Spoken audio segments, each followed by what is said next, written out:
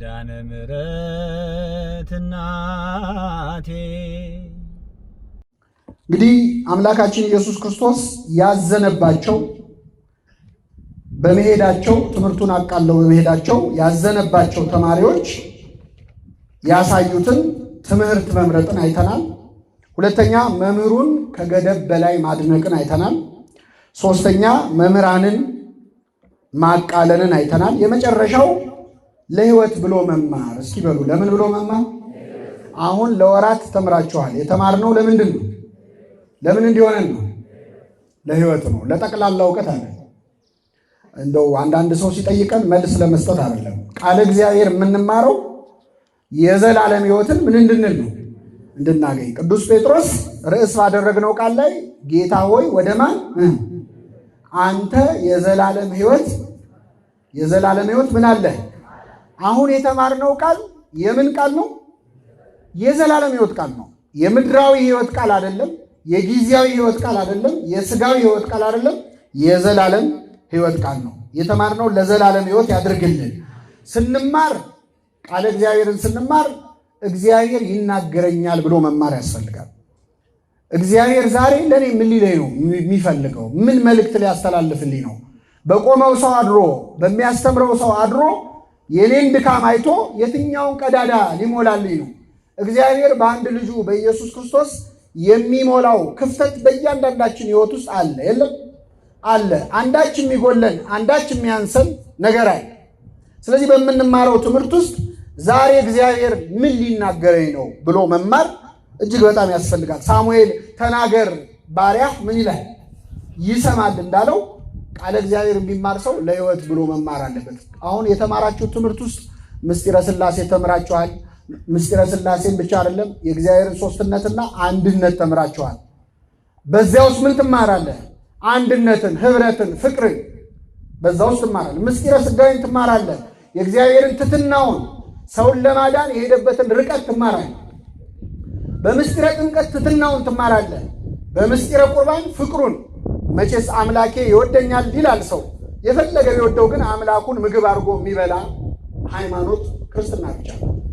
አምላካችን ራሱን ለእኛ አምላክ ከማድረግ አልፎ ከመውደድ ከማፍቀር አልፎ ራሱን ምን አድርጎ ሰጠን? ምግብ አድርጎ ሰጠን። ይህንን የተማረው ለምን ይመስላችኋል? ንስሐ እንድንገባ ሥጋ ወደሙ እንድንቀበል። እንግዲህ ተጠመቁ አንላችሁም፣ ተጠምቃችኋል። ማተብ ያሰራችሁ ክርስቲያኖች ናችሁ። የተማራችሁ ትምህርት ውጤቱ የሚለካው አንድ ምስጢር ለመፈጸም ቢያንስ ንስሐ ለመግባት።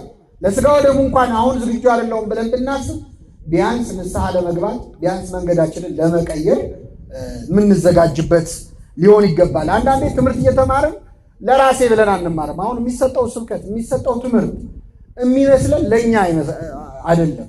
አንዳንዴ እንደውም አንዳንድ ሰው እየተማረ ይህንን ትምህርት እገሊት ብትኖር ጥሩ ነበር ብላችሁ አታውቁም?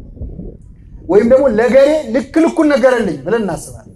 ዛሬ ለገሊት ነበር። ቆይ ይህን ትምህርትማ ቀድቶ ነው ማሰማት ምንለው ሰው። እግዚአብሔር የሚናገረን ለማን ነው? ለራሳችን። ነቢየ እግዚአብሔር ዳዊት ይህንን አድርጎ ነበረ። ለእኔ ብሎ አለመማር በጣም ጥሩ ምሳሌ ይሆናል። ነቢየ እግዚአብሔር ዳዊት በሕይወት ዘመኑ ከሰራቸው ኃጢአቶች በጣም ብዙ የተጸጸተ ያለቀሰበት ኃጢአት አንድ አለ። እንግዲህ እንደ ዳዊት አልቃሻ የለም። በነገራችን ላይ ዳዊት አልጋ፣ ቅዱስ ዮሐንስ አፈወርቅ አልጋ ሊገዛ የሚፈልግ ሰው ካለ እኔ ላጋዛው ይላል። ላጋዛችሁ ጥሩ አልጋ ያለበት ልውሰዳችሁ ይልና ይኸውም አልጋ የዳዊት አልጋ ነው። ምንድን ነው ካላችሁኝ አልጋዬን ዘወትር በእንባ አጥባለሁ ይላል። በእንባ የሚታጠብ አልጋ ለሁላችን ያድለን። ነቢየ እግዚአብሔር ዳዊት ሁሌ ያለቅስ ነበር። አንዴ ለሰራው ኃጢአት እድሜው ሙሉ አልቅሷል። እኛ እድሜያችንም ሙሉ ለሰራነው ኃጢአት አንዴ አልቅሰን ነው ጋር አናውቅም። እና ምንድን ነው ኃጢአቱ ስትሉ መጀመሪያ ስራ መፍታት ነበር። ምን ነበር? ስራ መፍታት ኃጢአት ነው። ስራ ማጣት አይደል፣ ስራ መፍታት። ስራ ፈቶ በሰገነቱ ላይ ይመላለስ ነበር። ሲመላለስ የሚገርማችሁ አንዲት ሴት ገላዋን ስትታጠባየ እርቃኗን ተመልክቶ ልቡ በሐፀ ዝሙት በዝሙት ጦር ተነደፈ፣ ተመኛት። ማናት ብሎ ጠየቀ ይላል። የኬጢያዊው የኦሮሞ ሚስት ናት አሉት። ባለትዳር ነች አሉት። ሲሉት አስመጣት ይላል። ባለትዳር ነች ከተባለ በኋላ ጨዋታው መቆም ነበረበት አይደል? እሱ ግን ምን አላት? አስመጣት፣ አስነወራት ይላል መጽሐፍ ቅዱስ። በሩካቤን ሲገልጸው በሕግ የተፈጸመ ከሆነ አዳም ሚስቱን ሔዋንን አወቃት ይላል አይደል? ከሕግ ውጭ ከሆነ ግን አስነወራት፣ ደረሰባት። አስነወራት። ይቺ ሴት ጸነሰች፣ እንደ ጸነሰች ላከችበት። አሁን ነገሩ ቢሰማ ለዳዊት ለስሙ ጥሩ ነው? ጥሩ አይደለም። ስለዚህ የወታደር ሚስት ደፈረ ንጉሱ እንዳይባል ባሏን ኦርዮን አስመጣው ከጦር ሜዳ። አሁን ይህ ታሪክ ለምን የተጻፈ ይመስላችኋል? ዳዊትን ያህል ሰው መንፈሳዊ ሰው ነው፣ ግን በኃጢአት ወደቀ። ወግታ የጣለችው ብዙዎችን ነው ይላል። ኃጢአት የማታዋርደው ሰው የለም እና አስመጣው ኦርዮን። ዓላማው ምንድነው? ዳዊት ኦርዮ ገብቶ ከሚስቱ ጋር ይተኛል። የተጸነሰው ልጅ የማን ነው ይባላል? የባሏ ነው ይባላል። ግን ኦርዮ አልገባም ብሎ ውጭ አደረ። በማግስቱ አስጠራውና ምን ነው ውጭ አደርክ አለው። ታቦተ ጽዮን በደጅ አድራ፣ የእግዚአብሔር ታቦት በደጅ አድራ። እስራኤላውያን ከጠላት ጋር እየተናነቁ እኔ እንዴት ቤቴ ገብቼ ከሚስቴ ጋር እንዴት ተኛለሁ አለ። ከምኔ ጋር? ዳዊት እኮ ከሰው ሚስት ጋር ነው የተኛው። እሱ ግን እንዴት ከሚስቴ ጋር? አሁን ለዳዊት ኦርዮ የታቦተ ጽዮንን ክብር ይንገረው፣ ያውም ኬጢያዊ ከአሕዛብ የመጣ። አንዳንዴ ሰዎች መንፈሳዊ ስለሆኑ አገልጋይ ስለሆኑ አባት ስለሆኑ ጸጋ ስላላቸው እማይስቱ ይመስለናል። እማይስት ሰው የለም። ወግታ የጣለቻቸው ብዙዎችን ነው ይላል። እኔ አምኜው ነበር፣ አምኛቸው ነበር። እሱ እኮ ሲዘምር፣ እሱ እኮ ሲሰብክ፣ እሳቸው እኮ ሲፈውሱ ብሎ ነገር የለም። ቢፈውስ ከዳዊት በላይ ይፈውሳል። ሀብተ ፈውስ አለው፣ ሀብተ ትንቢት አለው፣ ሀብተ ዝማሬ አለው፣ ሀብተ በገና አለው። ጸጋ ሞልቶለታል። ጸጋ ግን ከኃጢአት አይከለክልም። እና ጭራሽ ነገረው፣ እንዴት ታቦተ ጽዮን በደጅ አድራ አለው። ድጋሚ አበላው፣ አጠጣው። ገብቶ ከሚስቱ ጋር እንዲተኛ ነበር። እሱ ግን ውጭ አደረ። ምን ነው ሲለው አይ ታቦተ ጽዮን በደጅ አድራል። አንተ አትሰማም አለና ደብዳቤ አሲዞ ላከው። ይገደል የሚል ደብዳቤ ነበር። ወስዶ ሰጠ። ልክ እንደ ክርስቶስ መስቀል ተሸክሞ እንደሄደው የሞቱን ደብዳቤ እንደ ባህራን እንደ ይስሐቅ ወስዶ ሰጠ። ሲሰጥ እያዘነ ጦር መሪው ኤልያብ ወሰደና ለወታደሮቹ ትእዛዝ ሰጣቸው። ኦርዮን ይዛችሁት ሂዱና ተዋጉ አላቸው። ውጊያ ላይ ልክ ጠላት ግር ብሎ ሲመጣ ጥላችሁት ሽሹ አላቸው። እሺ አሉ። የንጉሥ ትእዛዝ ነው። ጓደኛቸው ኦርዮ አብሮ ሲሄድ ጠላት ሲመጣ ግር ብሎ ሲመጣ ጥለውት ሄዱ። ብቻውን ታቦተ ጽዮንን ጥላችሁ ወዴት ነው የምትሄዱት እያለ እየለፈለፈ ተደብድቦ ሞተ። ይሄ ሲሆን በሰማይ ሆኖ ማን ይመለከታል? እግዚአብሔር። ነቢዩ ናታን በፈረስ ላይ ሆኖ ወደ ዳዊት መጣ። ንጉሥ ሆይ በአገር ትልቅ በደል ተፈጽሟል። ነቢያት በፈረስ ላይ ከመጡ ችግር አለ፣ በአህያ ላይ ከመጡ ሰላም ነው። ችግር ተፈጽሟል በአገር አለ። ምንድን ነው አለው። አንድ ሰው ነበረ፣ ብዙ በጎች ያሉት ባለ ሀብት ነበረ። ከጎረቤቱ ደግሞ አንዲት በግ ያለችው ድሃ ሰውዬ ነበረ እና ይሄ ድሃ ሰው ወደ ሩቅ አገር ሊሄድ ሲል ለዚህ ለባለጸጋው እችን በግ አደራ ያዝልኝ ብሎ ሰጠውና ወደ ሩቅ አገር ሄደ። ይሄ ሰውዬ ብዙ በጎች ያሉት ሰው የዚህን ጎረቤቱን የድሃውን በግ ከወሰደ በኋላ ድንገት እንግዳ መጣበት።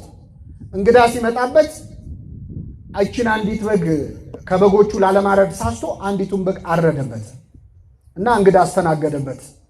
ምን ይመስላል ንጉሶ ያለው። ዳዊት አዘነ። ይሄ ሰውዬ ምናምንቴ ነው አለ። ስለ አንድ ፈንታ 4 እጥፍ ይመልሳል። ስንት እጥፍ?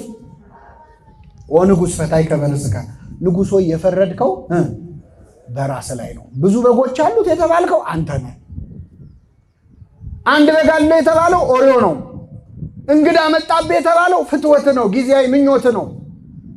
እግዚአብሔር ባይፈቅደውም ዳዊት ብዙ ሚስቶች ነበሩት እና ይህ ፈቃድህ ሲመጣብህ ከሚስቶች ጋር ልታሳልፍ ስትችል አምኖ ጥሎ ለሄደውን አንዲት በግ ሚስቱን ቀማኸው፣ እሱንም ማስገደልከው። ያ ሰው አንተ ነህ አለው። ያ ሰው ማነህ? አንተ ነህ። ይሄ ማለት ምን መሰላችሁ? የምንሰማው ስብከት ውስጥ ያ ሰው እኔ ነኝ ብሎ መስማት ያስፈልጋል። ዳዊት በሌላ ታሪክ ተደርጎ የተነገረው የማ ታሪክ ነው? የራሱ ነው። እሱ ግን ወይ ጉድ እንደው ምን አይነት ነገር ነው ይላል። ይሄ ማለት እኛ ነን። ስለሆነ ነገር ሲነሳ፣ ስለ ኃጢአት ሲነሳ፣ ስለ ሐሜት ሲነሳ፣ ስለ ዘረኝነት ሲነሳ፣ ስለ አመንዝራነት ሲነሳ እኛ አይምሯችን ላይ የሚመጣው ሌላ ሰው ነው። ይሄ ለገሊት ነው፣ ይሄኛው ደግሞ ለገሌ ነው እያልን እንመድባለን። ግን በእግዚአብሔር ቃል የሚነገረው ያ ሰው ማን ነው? እኛ ነን። መስታወት ነው የእግዚአብሔር ቃል። መስታወት የምናየው የማንም ፊት ለማየት ነው? ወይስ የጎረቤቶቻችን? አሉ እንዴ ትላላችሁ ሄዳችሁ? የራስህን ነው የምታየው። ቃል እግዚአብሔር መስታወት ነው። መስታወት አይቶ ጉድፍ ያለበት ሰው ጉድፉን ያወጣል። ቅዱስ ያዕቆብ ምን አለ? ቃሉን ሰምቶ የማያደርገው ሰው መስታወት አይቶ ጉድፉን ካየ በኋላ ጉድፉን ሳያነሳ የሚወጣ ሰው ይመስላል ይላል።